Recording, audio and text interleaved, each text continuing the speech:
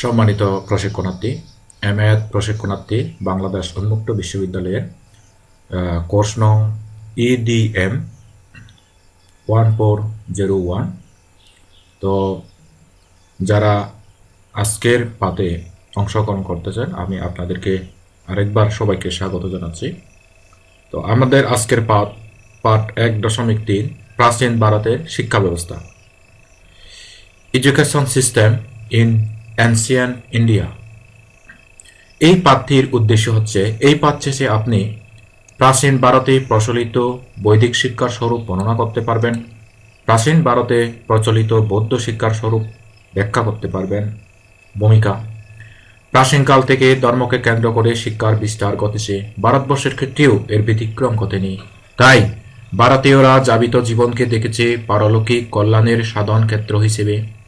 ফলে প্রাচীন ভারতীয় দর্শন আধ্যাত্মিকতার উপর গুরুত্ব প্রদান করায় এই দর্শনের প্রত্যক্ষ প্রভাব শিক্ষার উপর পড়েছে। প্রাচীন ভারতে দুই ধরনের শিক্ষা ব্যবস্থা প্রচলন ছিল, একটা হচ্ছে বৈদিক শিক্ষা হিন্দুদের জন্য, আর একটা হচ্ছে বৌদ্ধ শিক্ষা বৌদ্ধদের জন্য। বৈদিক শিক্ষা কি? বৈদিক কথাটি বেদ থেকে এসেছে। হিন্দুদের পূর্বপুরুষ আর্যদের ধর্মগ্রন্থের নাম বেদ। প্রকৃতপক্ষে বেদই ছিল বৈদিক শিক্ষার মূল উৎস। বৈদিক শিক্ষার ধারক ও বাহক ছিলেন ঋষিগণ। তারা ছিলেন প্রাচীন ভারতের আদি শিক্ষাগুরু এবং বেদকে কেন্দ্র করে শিক্ষা পরিচালিত হতো। শিক্ষা কাঠামো: আশ্রম ও গুরুগৃহ ছিল শিক্ষা কেন্দ্র। মানব জীবনকে চতুশ্রাশ্রমে বিভক্ত করা হয়: ব্রহ্মচর্য, গারস্থ, বানপ্রস্থ, সন্ন্যাস। ব্রহ্মচর্য বা ছাত্র জীবন 5 স্তরে বিভক্ত ছিল। 5 বছর বয়সে স্বাক্ষর সেনা, অক্ষর সেনা, বিদ্যা বস্তু হাতে করি। খ. উপনয়ন বা আনুষ্ঠানিক শিক্ষার প্রবেশ। গ. প্রবেশ বা অভিষেক অনুষ্ঠান। ঘ. শিক্ষার কাল ছিল একাধারে 12 বছর। সমাবর্তন বা বিধি অনুষ্ঠানের মাধ্যমে পিতৃগৃহে প্রত্যাবর্তন। গারস্থ জীবনে প্রবেশ। 2. গারস্থ: ছাত্র জীবনের শেষে বিবাহিত সংসার জীবনই গারস্থ জীবন। 3. বানপ্রস্থ: সংসার ধর্ম পালনের ফলে বনে জঙ্গলে তপস্যায় ধর্মকর্ম পালন করার অবস্থায় সন্ন্যাস।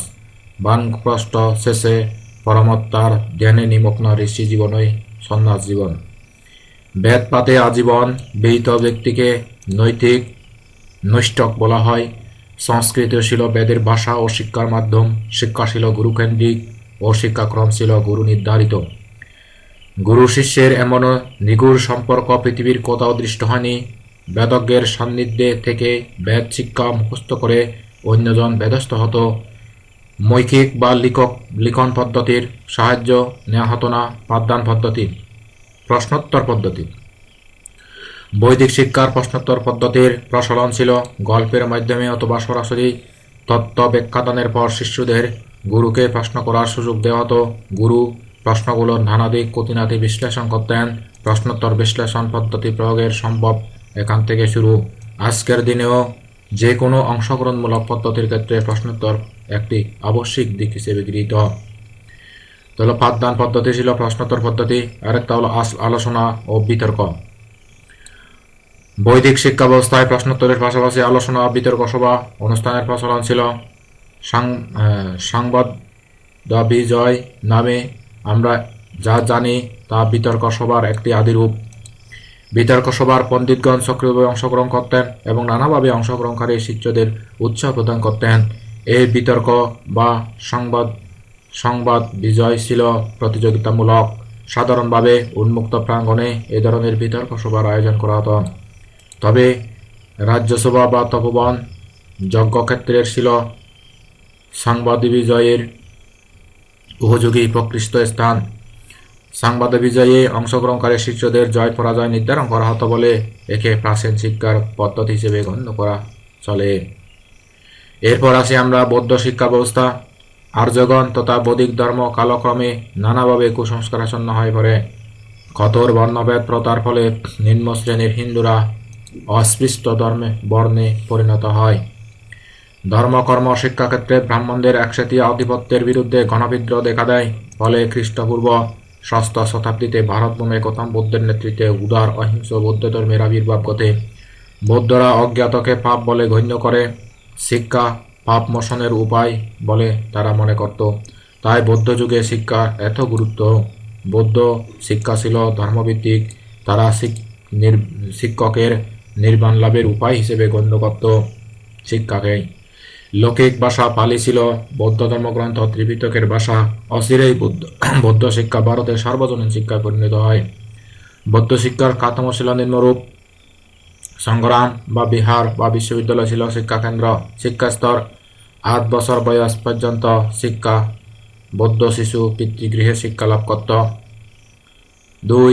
8 বছর পর ভর্তির উদ্দেশ্যে মস্তক মুন্ডন পূর্বক বিশেষ গেরুয়া বস্ত্রে সংগ্রাম ভর্তি পরীক্ষার্থী হিসেবে পণ্ডিতের সম্মুখীন হতো।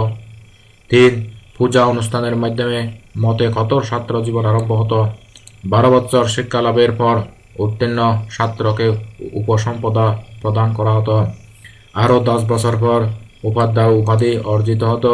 আরও 10 বছর পর অধ্যয়নের পর ভিক্ষু বলে গণ্য হতো। আজীবন সাধনা করে কদাচিৎ আচার্য উপাধি লাভ করত।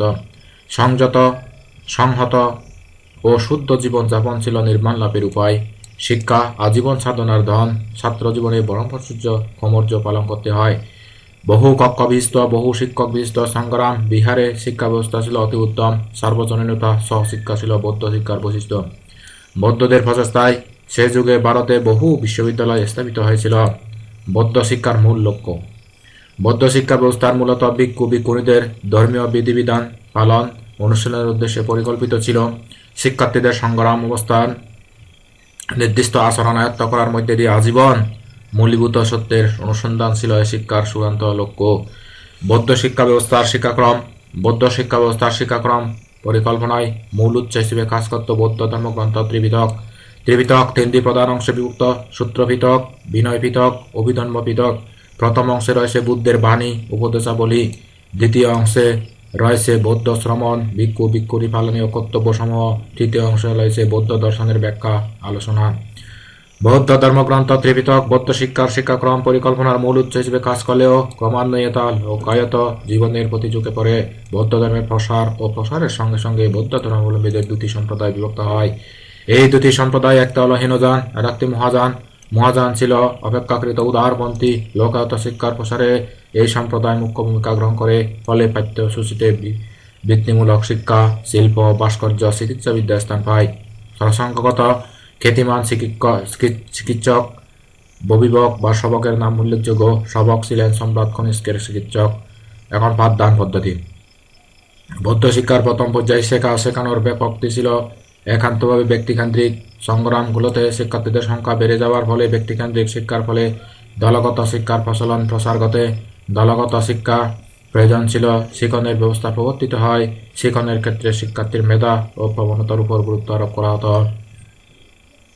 সম্মানিত প্রশিক্ষণার্থী শিক্ষকবৃন্দ, আমি এখন যাচ্ছি প্রশ্নোত্তর মূল্যায়ন 1.3-এর। বহু নির্বাচনী প্রশ্ন: আর্যদের ধর্মগ্রন্থের নাম কি? তা হচ্ছে বেদ। বৌদ্ধিক শিক্ষা ব্যবস্থার কত বছর বয়সে হাতেখড়ি হতো? তা হচ্ছে 5 বছর বয়সে। ত্রিপিটকের ভাষা কোনটি? পালি। এখন আমাদের উত্তরগুলো সঠিক হয়েছে কিনা এখানে উত্তরপত্র দেওয়া আছে। তো আমরা যদি এই অধ্যায়টি ভালোভাবে পড়ি তাহলে এখান থেকে 1 থেকে 6টি পর্যন্ত প্রশ্নের উত্তর আমরা সুন্দরভাবে দিতে পারবো। যেমন, প্রাচীন ভারতের শিক্ষা ব্যবস্থাকে কয় ভাগে বিভক্ত করা হয়েছিল, কি কি? চতুরাশ্রমের নামগুলো কি? লিখু। ব্রহ্মচর্যের স্তরগুলো কি কি? কিভাবে আচার্য উপাধি লাভ করা যায়? ত্রিপিটক কত অংশে বিভক্ত, কি কি? বৌদ্ধ শিক্ষা ব্যবস্থার পাঠদান পদ্ধতির বর্ণনা দিন। প্রাচীন ভারতে বৌদ্ধিক শিক্ষার স্বরূপ বর্ণনা করুন। প্রাচীন ভারতে বৌদ্ধ শিক্ষার স্বরূপ বর্ণনা করুন। তো আজকের পাঠটি এ পর্যন্তই। সম্মানিত প্রশিক্ষণার্থী শিক্ষকবৃন্দ, আমি সবাইকে আহ্বান করব, আজকের পাঠটি যদি আপনাদের ভালো লাগে তাহলে অবশ্যই আমাদের ইউটিউব চ্যানেলের সাথেই থাকবেন। আর এখানে ষষ্ঠ থেকে এবং প্রাইমারি, হাই স্কুল এবং কলেজ, ইউনিভার্সিটি পর্যায় পর্যন্ত এখানে কিন্তু শিক্ষামূলক ভিডিও দেওয়া হয়। এই লাইব্রেরি আওয়ার ইউটিউব চ্যানেলটিতে আপনি শিখতে পারবেন স্পোকেন ইংলিশ, বাংলা, ইংরেজি, গণিত, সাধারণ জ্ঞান, চাকরি প্রস্তুতি, টিপস, ট্রিক্স, পরামর্শ, গ্রন্থাগার, তত্ত্ববিজ্ঞান, শ্রেণীকরণ, ক্যাটালগ, বুক রিভিউ, হ্যাঁ। এছাড়াও আপনি প্রতিদিন একটি ভিডিও পাবেন সন্ধ্যা 6 ঘটিকায়। এই চ্যানেলে আপনি আলোচিত ব্যক্তিদের জীবনী পাঠ, চাকমা, মারমা, ত্রিপুরা তথা 10 ভাষা 13 জাতির আদিবাসী তার ইতিহাস, ভাষা, সংস্কৃতি বিষয়ে আলোচনা সমূহ আপনি এখানে পাবেন। আপনি যদি আজকের নতুন ভিউয়ার হয়ে থাকেন এবং এই ভিডিওটি যদি আপনার সামনে আজকে নতুন এসে থাকে, আপনি অবশ্যই আমাদের চ্যানেলটি সাবস্ক্রাইব করে পাশে থাকবেন এবং ফেসবুক পেজটি ফলো করে রাখবেন। আজ এ পর্যন্তই। সবাই ভালো থাকবেন, সুস্থ থাকবেন, নিরাপদে থাকবেন। Tata, bye bye.